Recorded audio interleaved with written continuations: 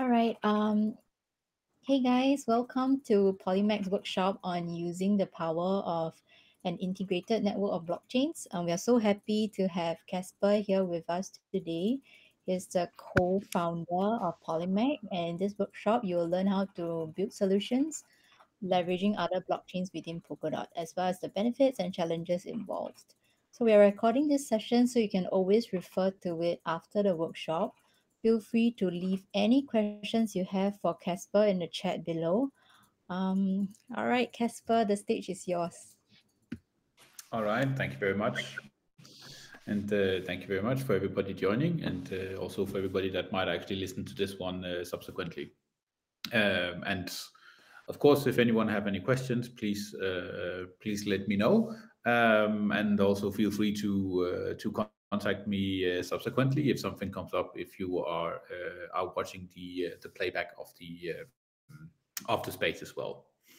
So yeah, I want to talk a bit about how to use an integrated network of blockchains. I think this is very much sort of what got me into to blockchain and Polkadot specifically. Now almost a bit more than 5 years ago, on trying to look at the utilizing the power of interoperability. If you look at sort of everything in the narrative around Polkadot right now, a lot of these there's a lot of talk about Yam, about blockchain time, but there's a lot of other features that are actually being implemented now, and especially sort of the interoperability features.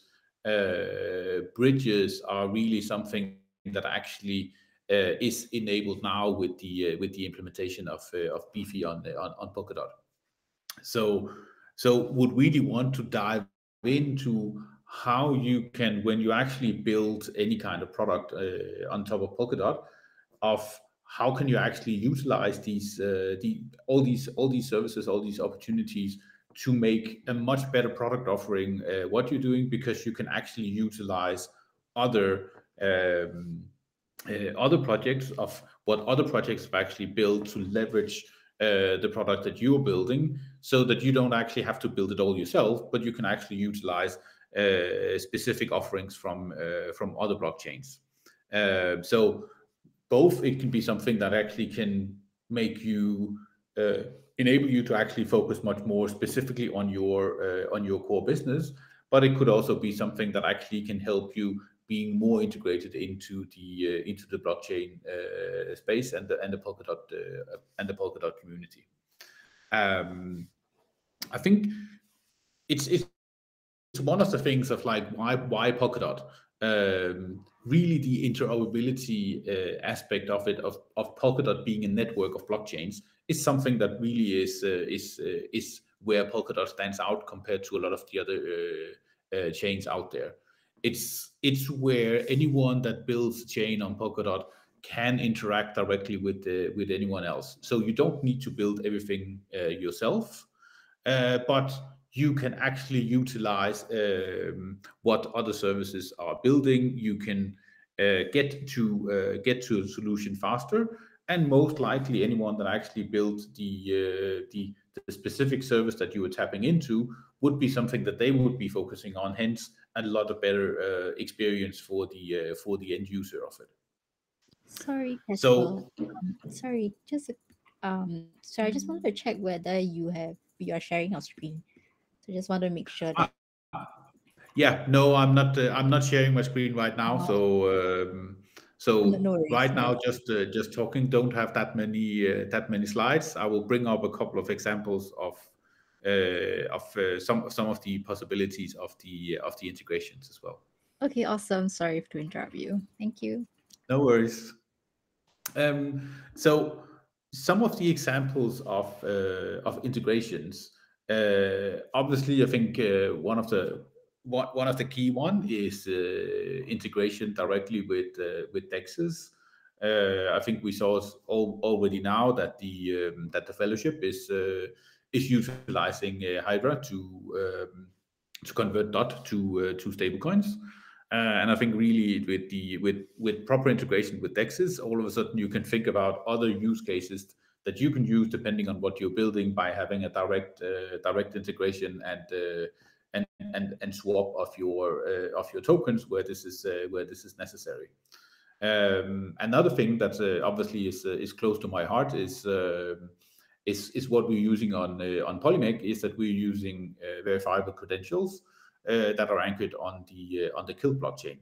So we use the credentials as a way directly to get into to the Polimec chain, and you need the credential that's anchored on the Kilt blockchain. So as such, for the user, it should be a seamless experience, but we can leverage the technology on Kilt together with the technology on Polimec to make sure we actually have a much better offering than we could do if we had to build it all ourselves.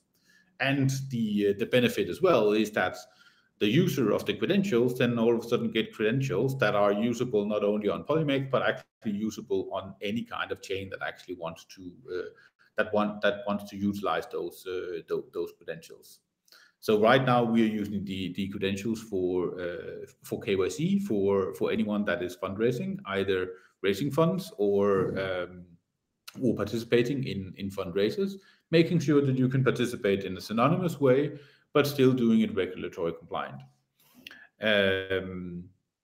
So I can share the example here by just showing you a bit about the technical infrastructure on Polimec. So this is very high level, and if you want to dig deeper into the technical infrastructure on Polimec, please go to hub.polimec.org. There's a lot of information there about what we do on Polimec. But basically, I wanted to show you this figure of how we are in Polimec integrating with Kilt for credentials, and making sure that you can participate in fundraisers on a regulatory compliant basis, but also utilizing interoperability. I think Kilt just announced last week that they have completed their treasury grant for the decentralized identity provider, which means that anyone can utilize the credentials by tapping into the decentralized identity provider on the chain that they're using.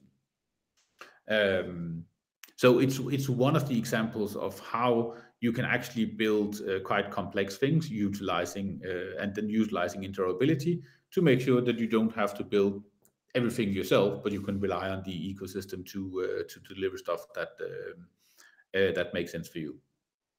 One of the things we're also using interoperability for is that when a chain is actually raising funds, what happens is that anyone that participates in the fundraise will get what we call a contribution token.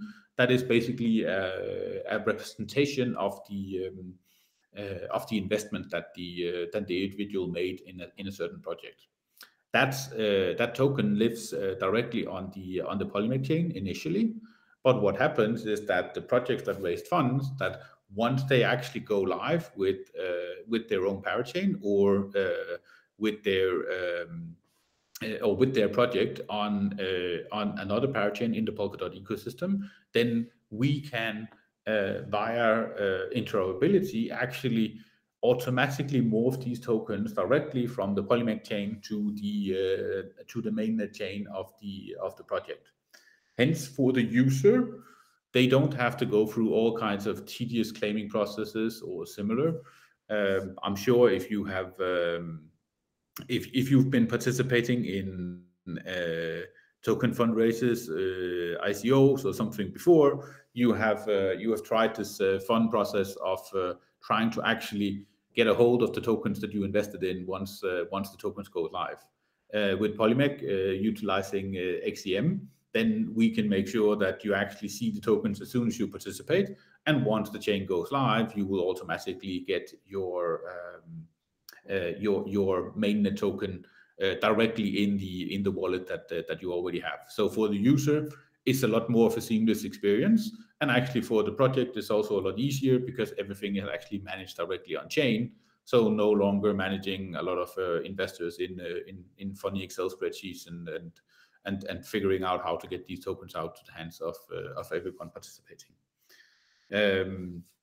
So So there, I think it's really some of these things of how to actually think about how you can utilize interoperability to make a much stronger product offering compared to building a full ecosystem yourself. I think it's one of these things that many entrepreneurs, they end up sort of getting very involved in the project, and basically wanting to build everything yourself, because it's like, but I definitely need to have this myself because this is really important for the for the product that I'm offering.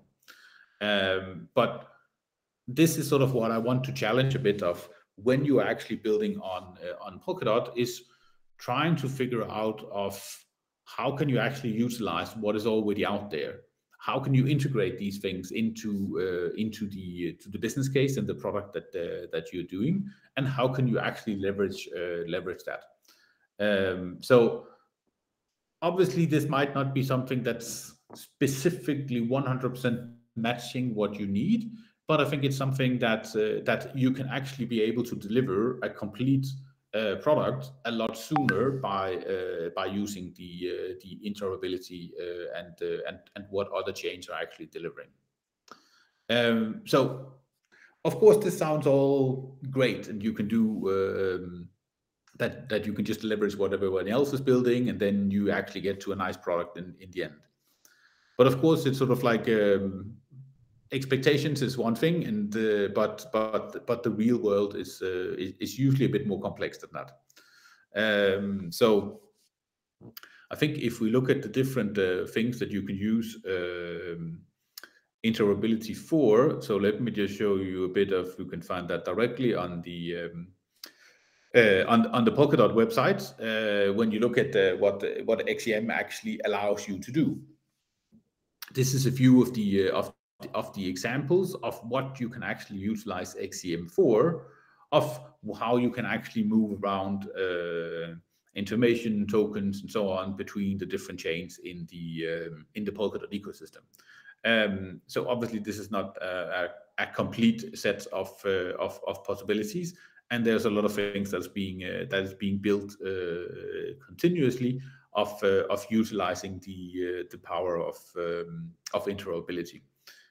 So would definitely urge you to really keep up with what are all the other parachains doing, what is actually being built out there, because it's something that really can enable you to do interesting things, either as an add-on or as a help for what you're building already. Let me go back here. So talking a bit about how to do it. Of course, utilizing other products is obviously something that all of a sudden you as a founder or builder is less in control of what that product actually do. So there are certain pitfalls, or at least risks, to be aware of when it comes to utilizing interoperability and utilizing services that are being built by others. First of all, obviously, this is still cutting edge tech, so the integration might be something that needs to be worked on. Figuring out how to specifically do the integration, testing the integration and the use of the project, but also making sure that you actually start building these relationships with other teams that actually are building these products that you want to tap into. As I said, they might not be 100% something that actually fits with what you're using it for, but everybody else in the Polkadot ecosystem is also looking at how can they actually expand their product offering. So a lot of the times of reaching out to the other projects, saying that, hey, I'm building this certain kind of product, and I really love what you're building, and it could be something that actually could work really well with what I'm doing. And I would say this is one of the really strong points of the Polkadot community, that that everybody is actually interested to talk to everybody. Because if we start utilizing what each other are good at, then we actually end up with something that's much stronger. And I think even if you're building a complete new product, then you would be able to talk to quite a lot of the parachain teams and other teams in the Polkadot ecosystem that would be really keen to discuss with you of how you can utilize their product, and potentially even make changes to what they're doing, or doing a complete new product together with you, that sort of leverages what you need for what you're building. So really that relationship to other teams, figuring out what you can do together, is really something that's keen and important, but also make sure that this obviously is a relationship. So obviously something that needs to be catered for, and making sure that your counterpart understand exactly what you need, and how you need it, and how they can actually utilize that. And I think one of the things that goes into that as well is sort of alignment of expectations. Of everybody likes the idea of like, yes, let's do this, let's work together, and let's do something. But in the end, how do you actually make sure that you align on the expectations of how to actually deliver this? How does it fit with your roadmap? And when do you actually need the assistance of the team that you're working with? So definitely looking at the expectations, what you need, and understanding also with your partners of what do they actually need to deliver, so you can actually implement it. I think there's a lot of like very candid and upfront discussions to have there with your partners, just to make sure that everybody is on the same page of what is necessary and what is valuable to you, and when you need it. One of the things that it also goes into there is obviously, if you are sure that, okay, yes, we are completely aligned, we know exactly this is some kind of service that I need, and I understand how to implement it. I think one of the things that you really get out of it, and something that you should really look at, is really that the interoperability in the way of expanding the community around it. So you are discussing directly with other teams, and you are actually combining your own community with the community of the project that you are collaborating with.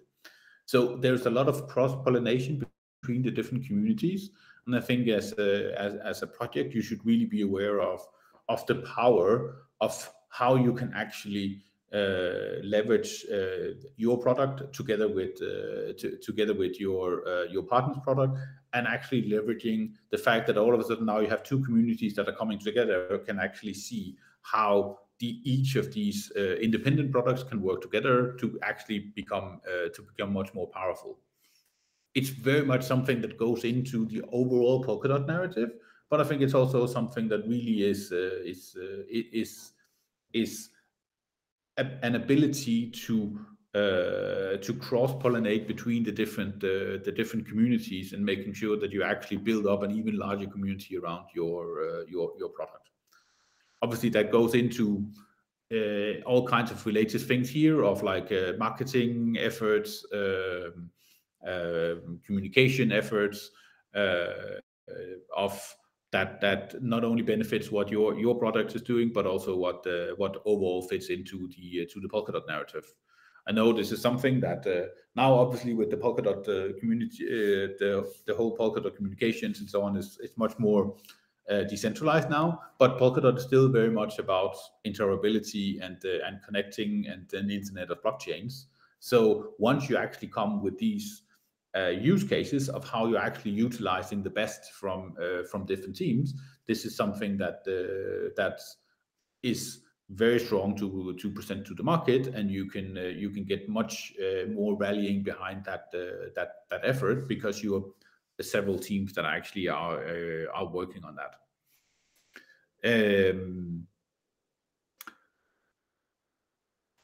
So what to collaborate on?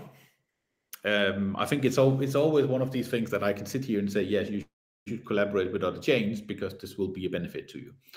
I think it's very much of you are trying to map out what is actually the key value driver in your product. Because of course you can build everything yourself, but if you look specifically at your product and then say, okay, so what I'm building, what is the really key value driver in the product? And then you can say, if you understand this is where's your key value driver, obviously that's your secret sauce or the core of your product. So that is where you should focus on.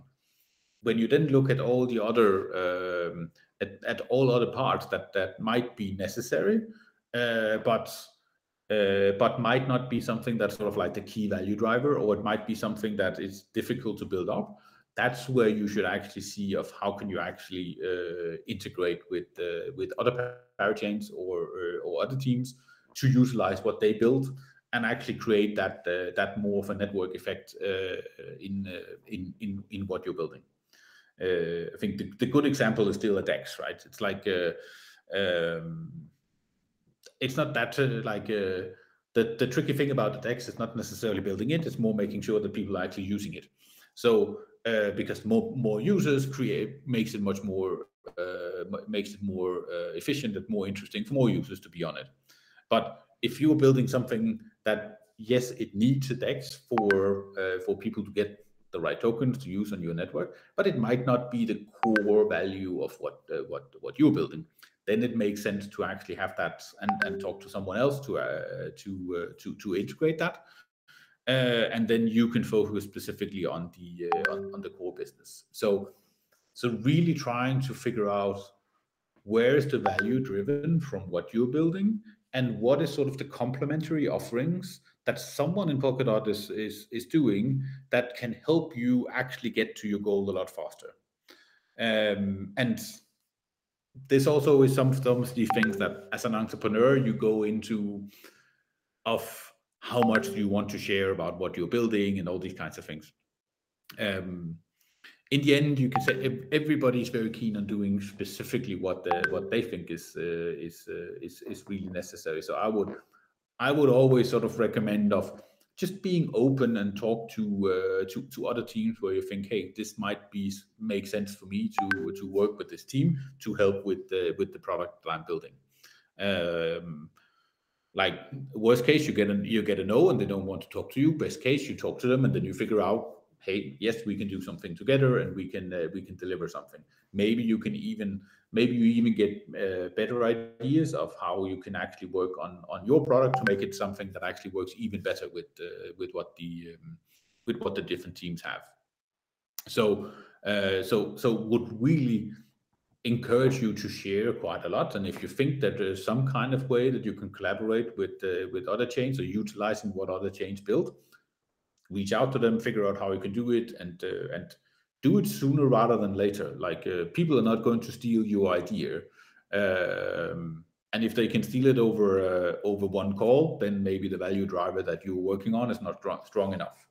So would definitely collaborate on anything that actually can create a more of a complementary offering to what you have as the core value driver of your product. So some mapping to do there to figure out what is really driving the value, why people using specifically your product. Obviously, then something to also think about here, and this, I guess, is not only sort of like the relation to the inter-operability and what you can work with and what are the products, but also of figuring out I think one of the challenges is obviously always like, what is the user experience? What does the user interface looks like? And when you start actually working with a lot of different protocols, then for the user, this needs to be something that's really simple. So I think that's some of the things that you really have to think about when you start using the interoperability. How do you actually make that the user journey really simple for the user? I think you can make a, an extremely great product, leveraging other chains, leveraging what they're using. But if you slack on the UI and the UX, I think a lot of users will then just not necessarily understand exactly what they need to do. So really simplifying the UI and figure out how to get that implemented is really something to keep in mind. I see there's actually a few good examples where people are working on how to actually implement better UIs for things. I think recently I saw a few people now worked a bit on better UI for teleporting assets via XEM, which is something that's really key, really central, but also is quite has been quite tricky so far. I think the ongoing joke is always that you can do everything with Polkadot.js, but you definitely need to know what buttons you're pushing. And I think there's a lot of value in really going through, think about how should the user experience be, especially when you start leveraging interoperability. Because for the user, if you don't actually hold them in the hand and guide them through, then it might be too difficult for them to actually use the product, or they might sort of give up very soon. So really think about the UI UX. How does that fit into what you're doing, and guide your users through it. Because otherwise interoperability becomes probably too difficult for them.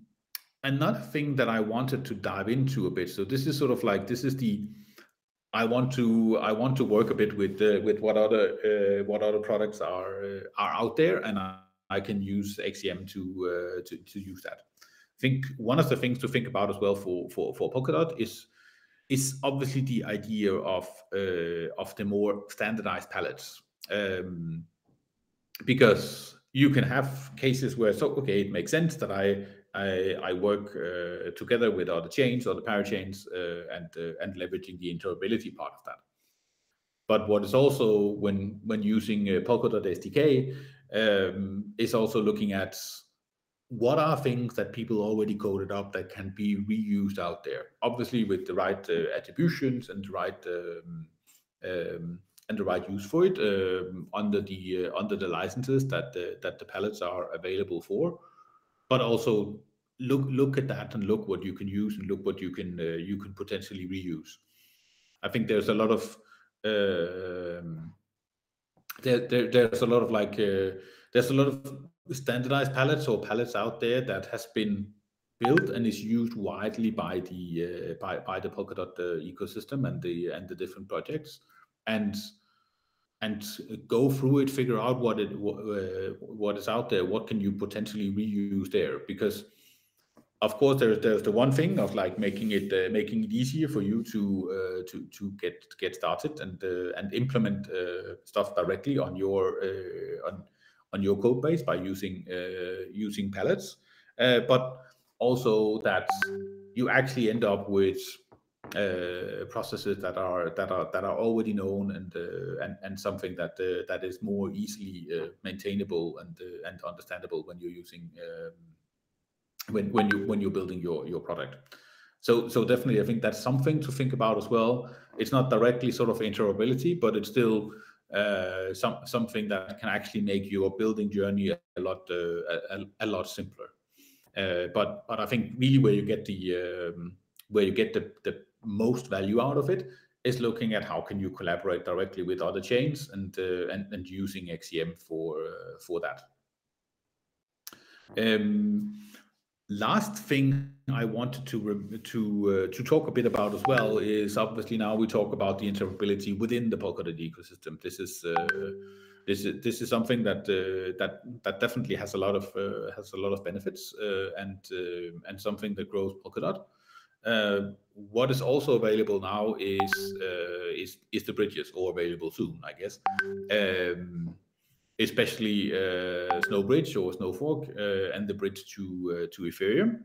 But we also see that there is a bridge between the substrate to substrate bridge. So we have the bridge between Polkadot and Kusama.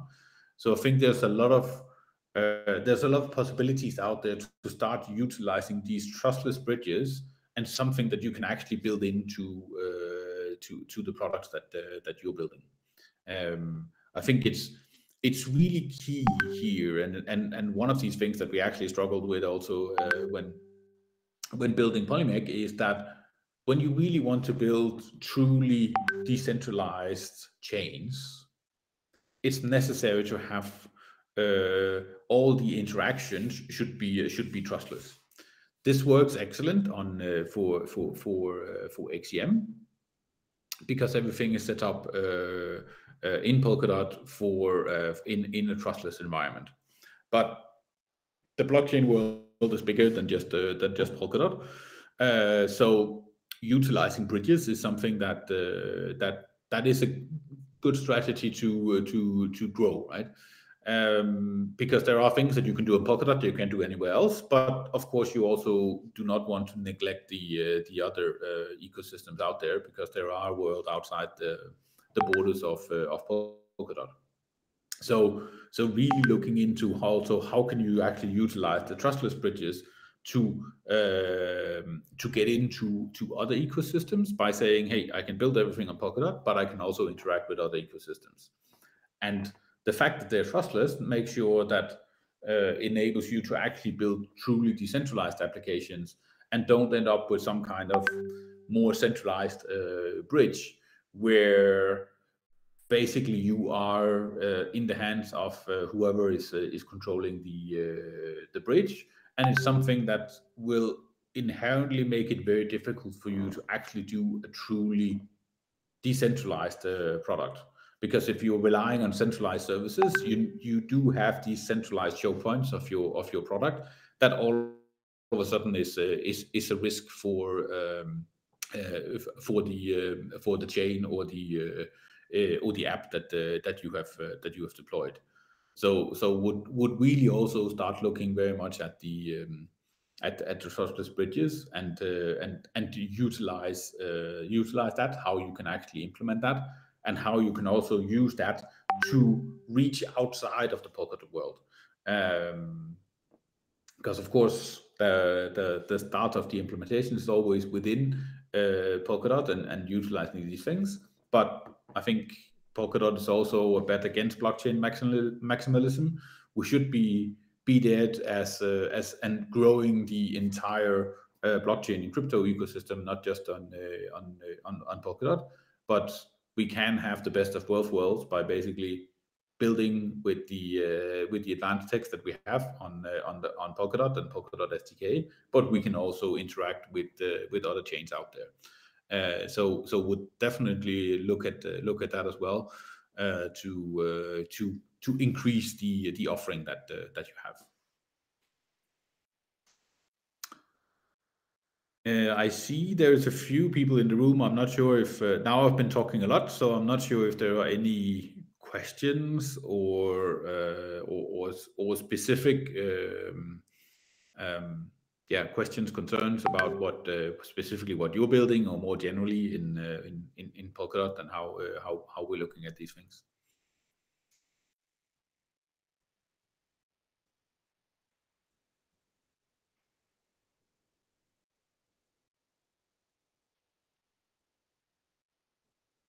No?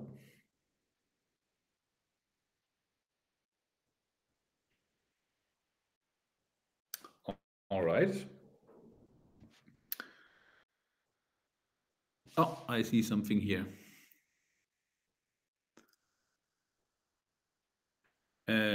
More XCM building. How can we leverage something like DIDs for KYC? So DIDs for KYC. definitely can go into that one a bit more. So the DIDs and the KYC is issued by Deloitte, and is something that so can I tie a Deloitte KYC wallet to any at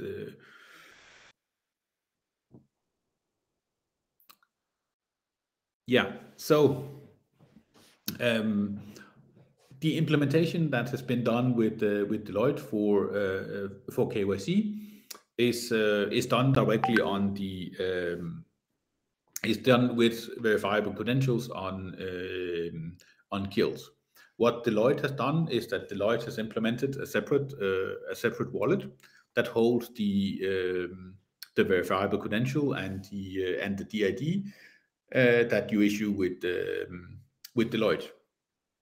As such, since it's a standard implementation, then anyone can actually utilize the Deloitte KYC on their chain and tie that into what they're building.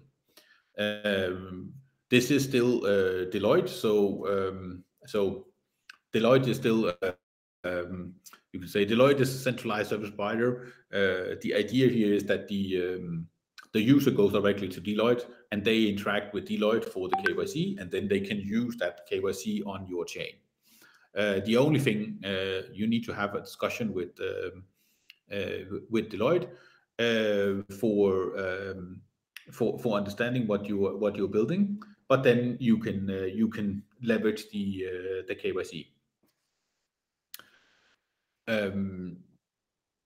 So right now it lives only in the Deloitte wallet. However, you can use that wallet together with other wallets in the Polkadot ecosystem. So I see here longer. So for example, can I have a DID generated by me for the user, and then later on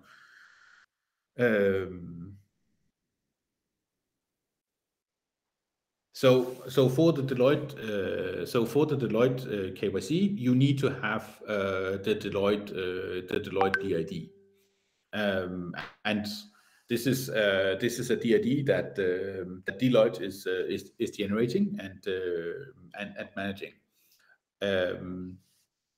As such, you can say it's not different from if you create a DID for you as a user directly. But you basically keep it separated, mainly because there are more offerings of what Deloitte is doing for the KYC. As such, from a technological perspective, it's no different. But what you want to do is actually you probably want to split these things, because what you do have in a DID is that it's a synonymous representation of you. As such, you can have many DIDs that represent you in different ways. Of course, it could be nice potentially to add it all together, but you also actually get a more synonymous way of interacting by actually having several DIDs that you can use for different things.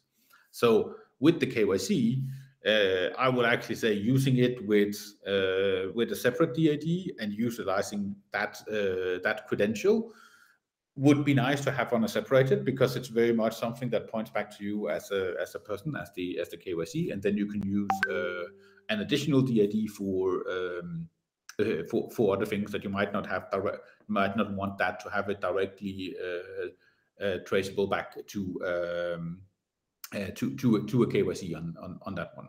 So technological, a DID is a DID, and the Deloitte KYC is a credential on top of it, but you still need the Deloitte wallet to be able to show the credential that you have.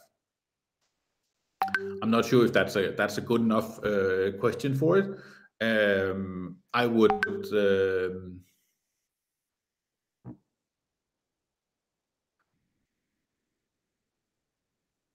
yeah, you can definitely keep several DIDs, and then you can have KYC on one of them in the Deloitte wallet. I would actually encourage you to look at the Polimec app once it's up and running, which should be really soon, because here you can actually try out of the UI we made for the utilization of the KYC.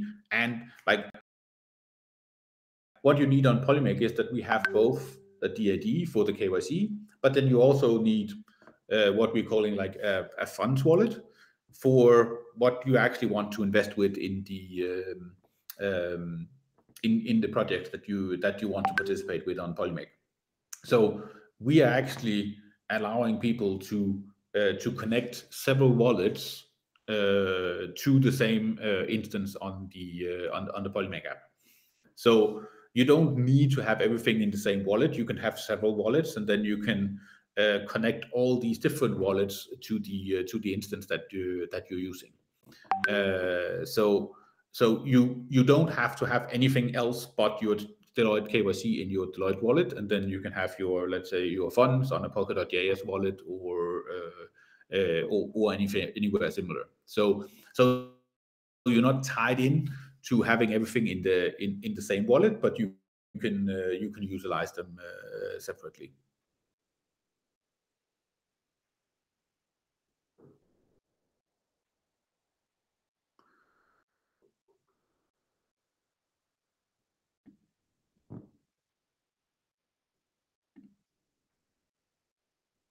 Yeah, I definitely agree with the comments of that. That this is obviously the idea of the DID and the credentials is that you can have several credentials attached to your DID. So and you could see in that you can actually have very many separate credentials issued by different issuers, and then having it all tied together under a DID, which would be a very nice setup for it. But I think it depends on how privacy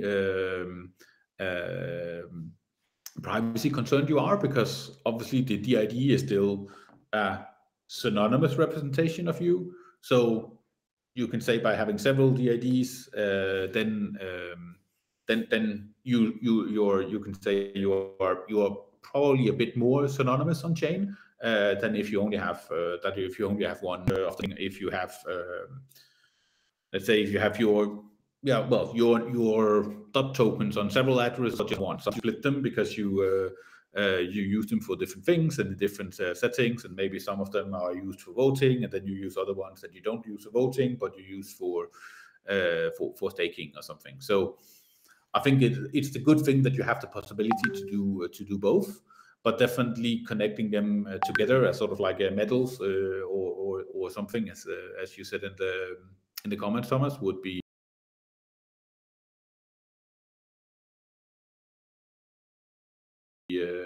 something that could be really nice, and something that is actual possible today. Because if you use if you have gotten other credentials and IDs, these ones would be able to go on the same wallet. But right now in the Deloitte wallet, this one is exclusively for the Deloitte KYC. But the Deloitte KYC can be used by basically anyone that can tap into the Polkadot ecosystem and the implementation there.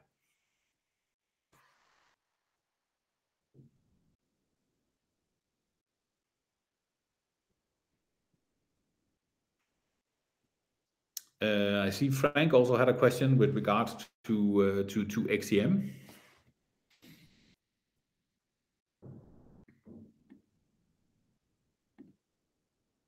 Nice, Thomas. Yeah, definitely. Feel free also to reach out if you want to discuss more details, especially also what you're building. Happy to have more discussions on that. On the more of the XCM building questions, that Frank asked for. I think, well, it can go both ways, right? Because there is the how can we actually make probably more use and better UI for the XEM options that are already out there. I think the teleportation thing is obvious. Um, of enabling that, but also obviously if we're looking at what are the ideas to build, I think still going into the examples that are already there on the Polkadot.network side, or potentially also have a look at the Polkadot forums. I think there's a lot of discussions in there about what people what a lot of the people in the ecosystem is seeing as challenges and opportunities, but a lot of it is also things that are not built yet. So I think at least the Polkadot forum is probably a very good place to go to actually get some inspirations into also what do other people actually see as being the ideas of what is necessary and what would they like to see. But basically, I would say look at it from being anything that you can utilize that someone else is doing something that you can actually use on what you're building. I think what we did with Polimec together with Kilt of utilizing the Kilt credentials as a part of making Polimec possible.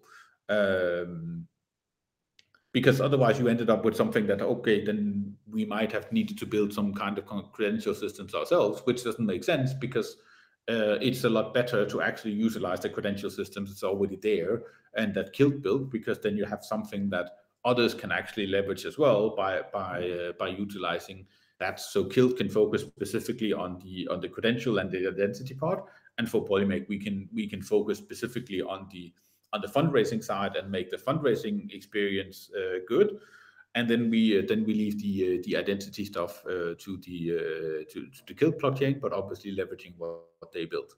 So I think it's sort of looking at it of saying, how can I really go into saying I'm building this. This is really what I think gives value to my users, and then if I need some services on the side, how can you interact with other chains that actually already have that.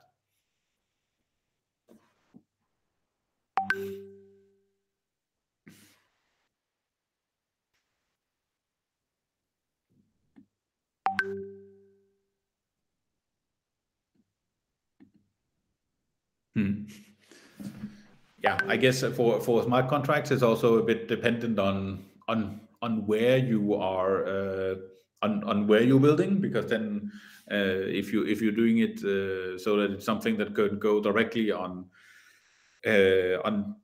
chain at a later stage, then or on Polkadot, that then you can utilize probably XCM a bit more. If you are a smart contract on one of the smart contract chains, then of course you are a bit tied into also what integrations do they actually have. But I'm sure that they are also happy to have those discussions. But yeah, I would definitely keep asking around. I think the Polkadot forum is a good place. I think there's also potentially some Telegram channels and so on. But I think the Polkadot forum people can have longer answers and go a bit more into detail. So I think that's probably a good place to start.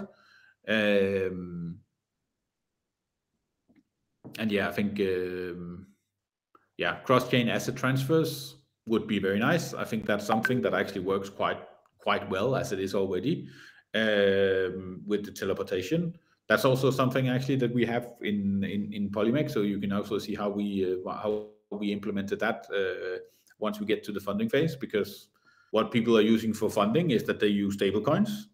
So to be able to participate in fundraisers on Polimec, you probably need to have USDT or USDC on your wallet. So there will be some asset transfers going there, but those things are definitely something to look into. I think XCM is really good for that part.